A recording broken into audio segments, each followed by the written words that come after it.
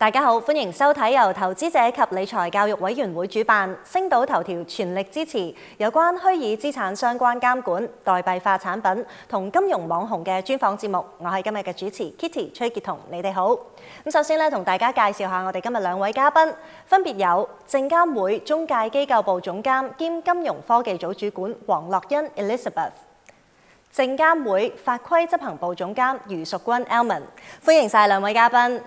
咁今日呢一個專訪呢，就係我哋香港理財月2026嘅活動之一，而今年理財月嘅主題就係投資自己回報最高。咁所以我哋希望大家咧都積極去學一啲投資理財嘅知識，做個精明嘅投資者。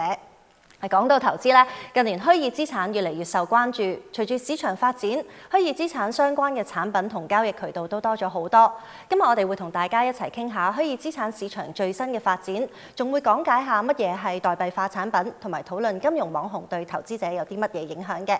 咁事不宜遲啦，第一條問題咧，我哋就請教下 Elizabeth， 因為我知道咧，證監會喺2023年嘅6月咧就推出咗虛擬資產交易平台監管制度，咁到而家咧已經運作咗2年幾㗎啦。咁喺呢段時間入面咧，虛擬資產市場喺零售層面其實有啲咩新嘅發展呢？咁喺香港咧，其實投資者咧有好多合法嘅渠道咧係可以買賣到虛擬資產嘅。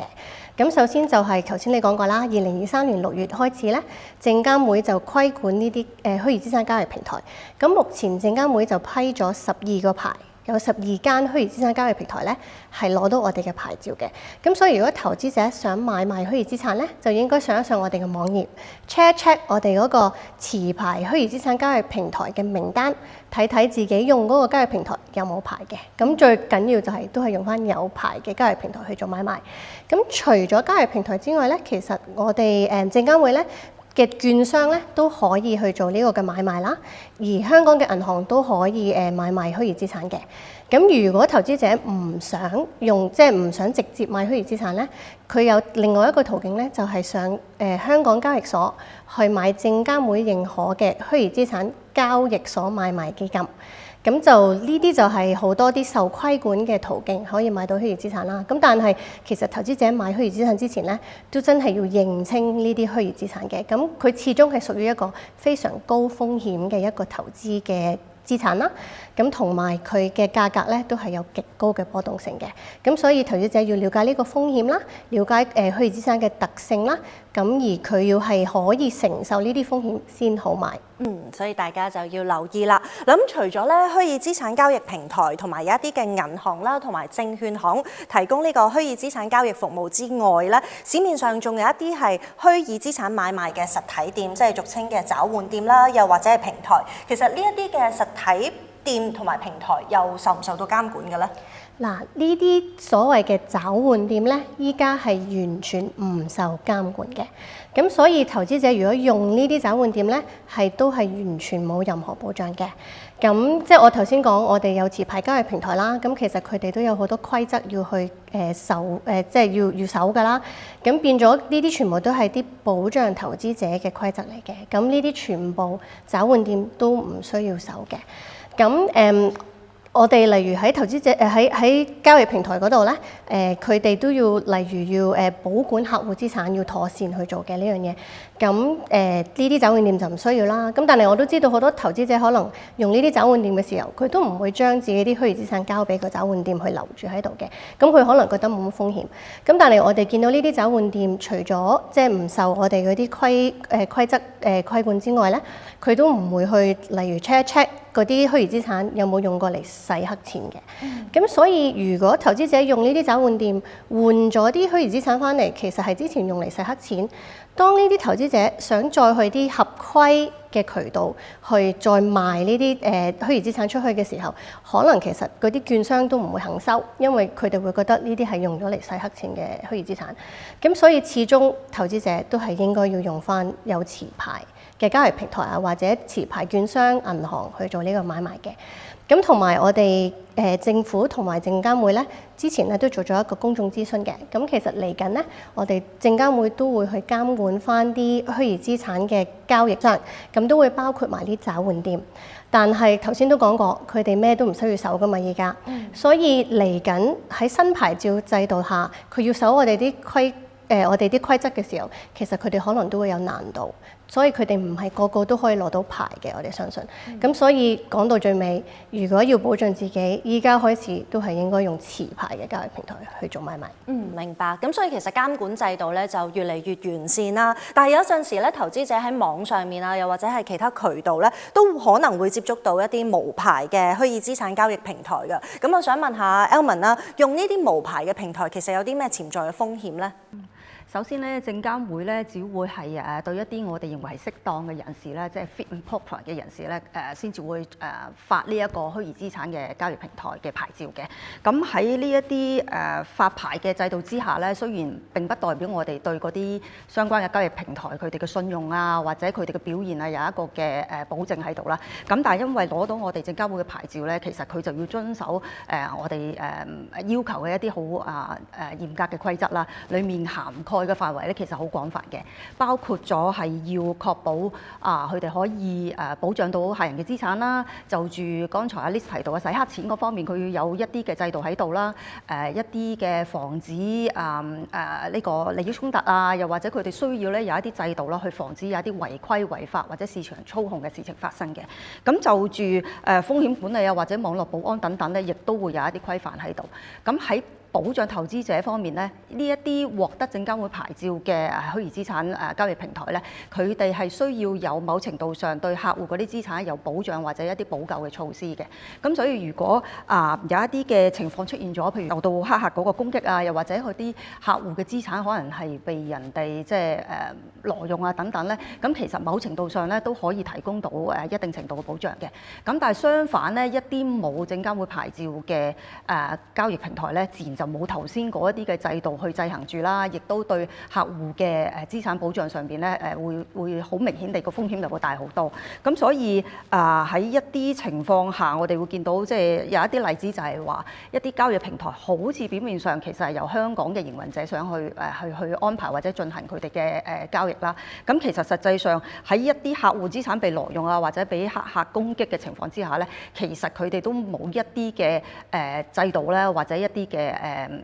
程序咧，可以保護到一啲客戶嘅資產咯。咁所以喺當事情發生咗之後，客人咧如果佢係要追討返自己嘅資產啊，又或者想喺循住法律途徑去索償啊等等咧，都會出現好大嘅困難嘅。咁呢個大致上就係喺一啲無牌嘅虛擬資產嘅平台上邊進行買賣嘅時候有嘅風險咯。咁如果係一啲海外有牌，但係喺香港冇牌嘅虛擬資產交易平台，呢啲情況又係點樣呢？好似頭先所講啦，證監會對於一啲持牌嘅虛擬資產交易平台咧，其實有一啲好嚴格嘅規管嘅。咁喺營運啊或者財務嘅穩健性咧，仲有持續嘅監管添。咁就住一啲喺海外嘅監管機構可能得到牌照或者註冊咧，雖然佢哋都係有相關嗰個牌照或者註冊嘅，咁但係因為地方唔同啦，海外嘅規管咧嗰個要求又不一啦，咁所以就住香港投資者嘅保障咧，未必係一定足夠。咁所以亦都關於個司法管轄權所限啦。如果真係有一啲問題出現咗，投資者就住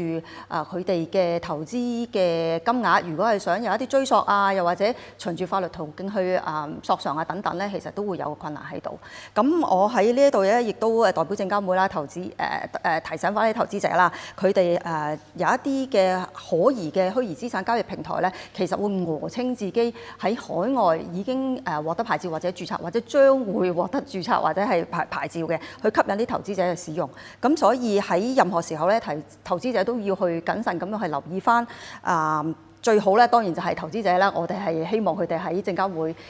得到我哋牌照嗰啲嘅交易平台上面去進行呢啲虛擬資產嘅買賣咯。所以要 check 清楚先啦。嗱咁啊，講到呢啲欺詐平台咧，其實近年咧都有唔少呢啲嘅新聞聽到啦。投資者應該點樣去到識別呢啲可疑嘅平台，又或者係同呢啲虛擬資產有關嘅騙案咧？咁啊 ，Elman 可唔可以俾啲 tips 大家咧？ OK， 喺呢方面咧，我諗騙徒嘅手法咧都會五花八門嘅，咁但係有幾個嘅情況咧可以同大家分享一下啦。咁首先騙徒咧佢哋經常會用到一啲嘅就係同一啲正常嘅平台咧，佢哋用相似嘅名啦，又甚至乎佢哋嘅網站咧，佢哋啲域名都係好類似嘅，混淆視聽啦，誤導啲投資者啦，令到佢哋信納咧，以為呢一啲可疑嘅網站都係即係正常可以進行交易嘅。咁另外一種我哋都會成日都見到嘅就係騙徒會利用一啲社交媒體啦，一啲即時通訊嘅軟件啦，咁係去鼓勵一啲嘅潛在嘅受害人啦，佢哋會去下載一啲嘅交易程式，咁甚至咧係介紹佢哋去參與一啲嘅群組啦。咁喺呢啲群組裏面咧，有一啲嘅專家咧就會突然間出現㗎啦。咁就住一啲嘅投資產品，佢哋會俾一啲意見啦，或者有一啲嘅推薦啦。咁同一時間咧，亦都會有另一啲群組嘅成員啦，去支持呢啲專家嘅意見，咁令到呢啲嘅受害人咧，佢哋就會信納有關嗰啲專家嘅意見都係可信，咁進而去投放一啲資金去投資啦。咁呢啲事情發生到某一個情況咧，都會再加上有一啲口號一啲推廣啦，高回報啊、低風險啊等等，咁令到啲受害人咧個戒心就會放低咗啦。咁開頭嘅時候咧，投資者都一定會有啲甜頭啦嚇，咁佢哋可能都會好容易咁樣喺佢哋嘅投資金額度攞翻部分出嚟嘅。咁甚至乎咧，佢會呢啲平台可疑嘅平台會有一啲嘅推薦計劃啊，或者係一佣金計劃咧，去令到呢啲投資者去進而揾佢哋屋企人、朋友都去參與呢啲可疑嘅平台上面推廣嘅投資。咁最尾通常有一啲騙徒嘅手法就係個平台嘅營運咧會停止咗啦。咁受害人咧亦都不能夠咧喺佢哋嗰個平台佢哋戶口裏面咧攞翻佢哋嘅資產，就算得咧都會有好多巧立名目，譬如要行政費啊，要解凍費啊，要一啲即係佢哋關閉戶口等等各式各樣嘅費用。咁最尾咧受害人佢哋嘅投資嗰個金額咧，可能全數都會係付諸流水。咁所以喺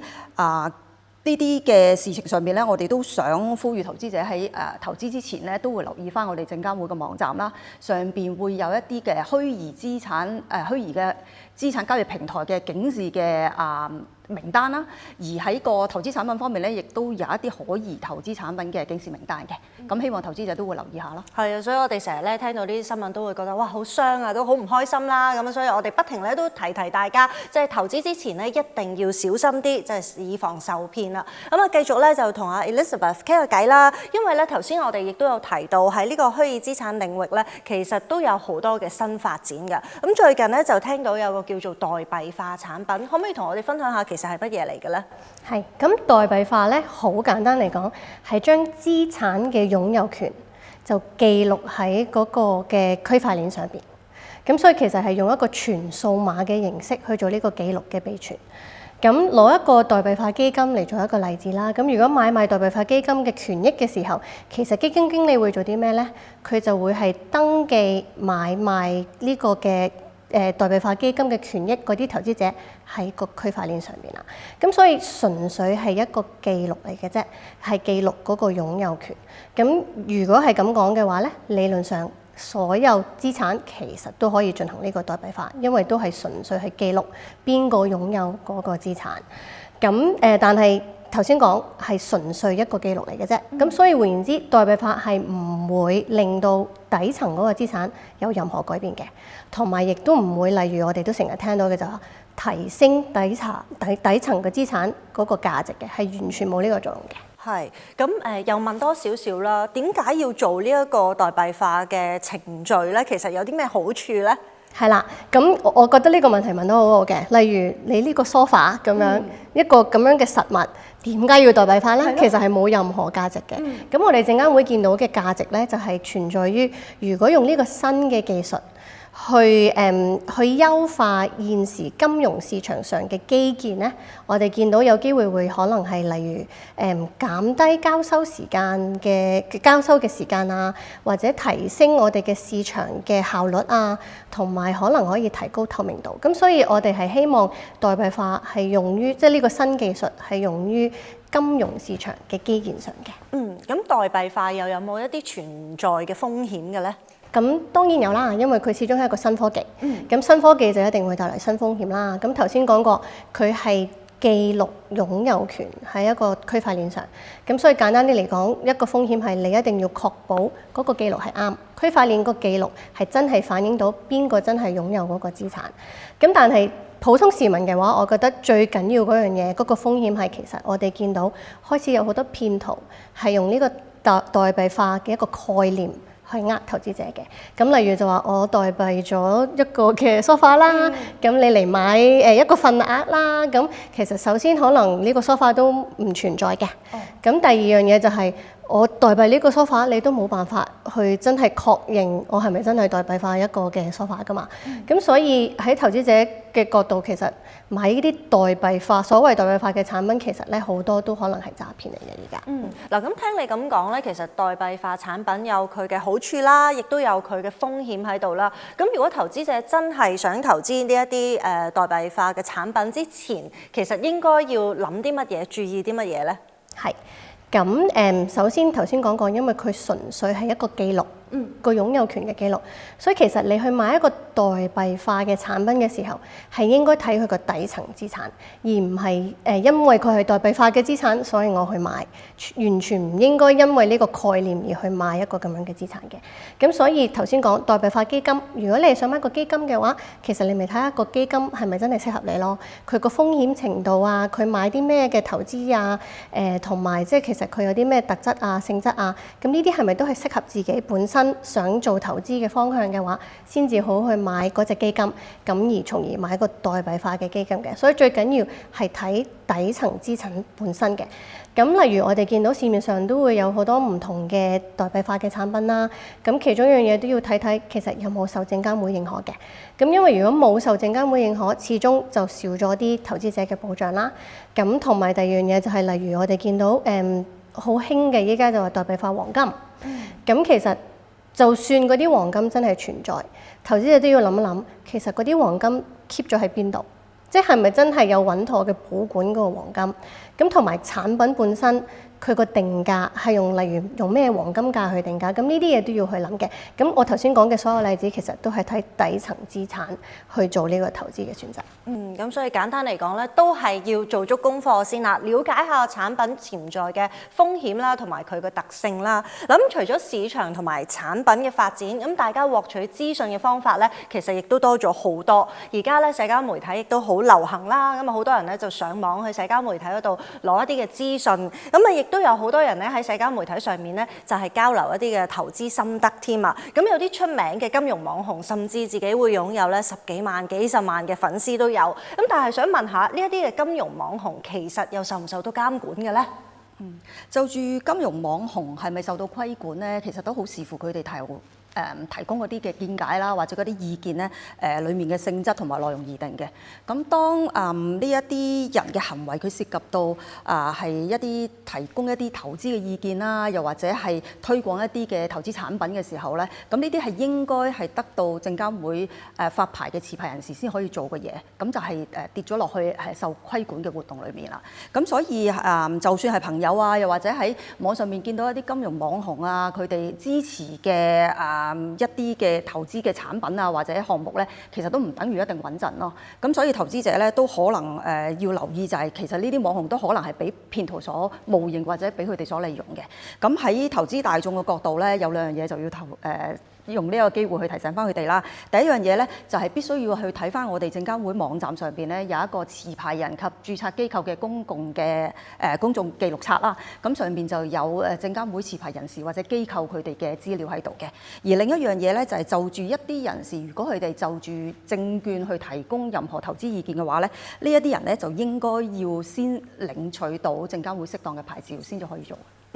咁如果咧真係有一啲投資者根據咗網上嘅一啲金融網紅去到做一啲嘅投資啦，剔咗佢哋嘅建議啦，咁樣其實有啲咩潛在嘅風險喺度咧？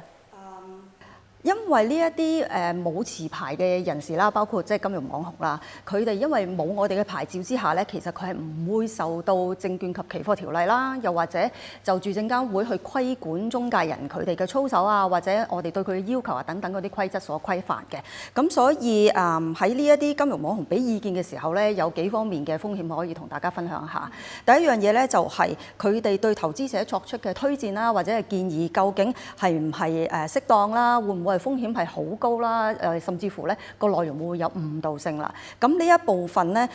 投資者係要留意之餘咧，亦都要留意翻咧，有一啲情況，如果嗰啲金融網紅係同一啲平台佢有一啲合作嘅關係嘅，咁中間如果有一啲利益衝突嘅情況，究竟佢哋有冇妥善咁樣去披露咧？如果冇呢啲披露嘅話咧，投資者咧佢就唔可能係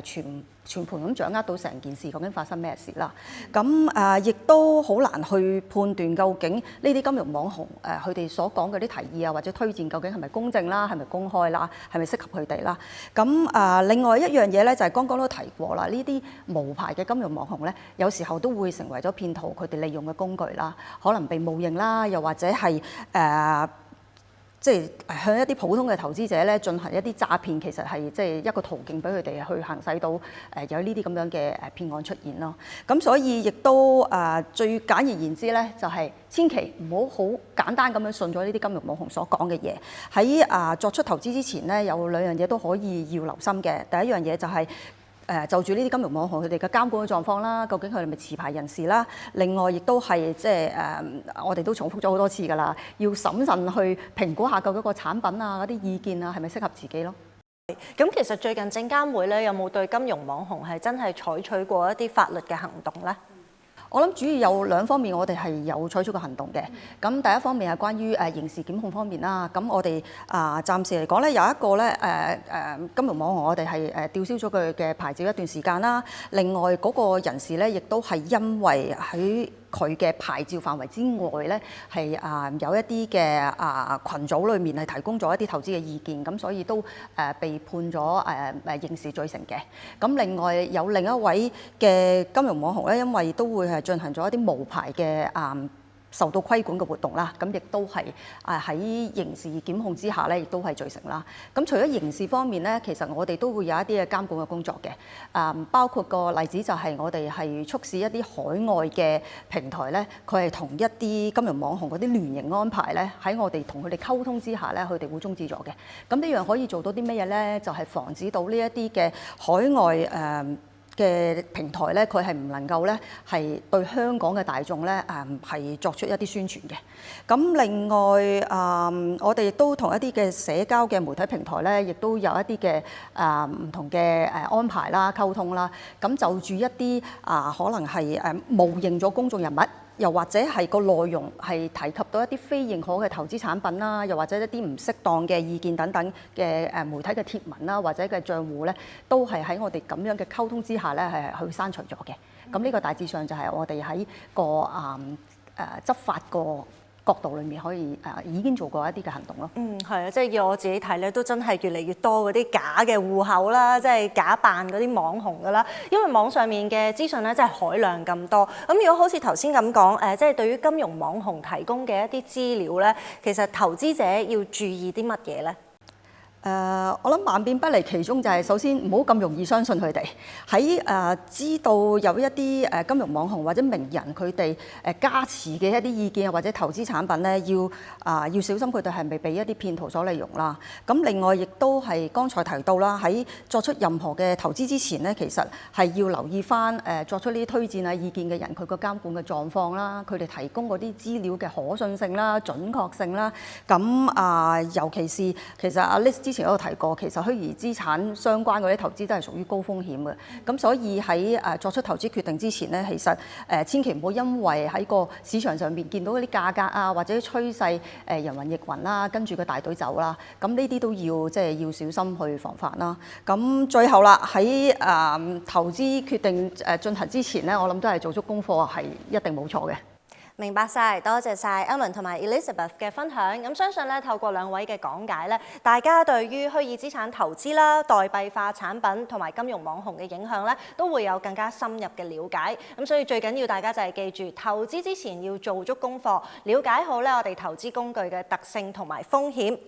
千祈唔好盲目跟風啦！咁另外咧，除咗今日呢一個節目之外，香港理財月2026仲有好多唔同主題嘅精彩活動等緊大家去參與嘅。嗱，如果想知多啲、學多啲理財知識嘅朋友咧，記得去投委會網站，又或者係相關活動嘅頁面嗰度睇下詳情啦，一齊做個醒目嘅投資者。好啦，今日嘅節目就嚟到呢度，再一次多謝晒 Elizabeth 同埋 Elman 嘅分享。咁希望喺之後落嚟嘅活動咧，都再次見到大家。拜拜。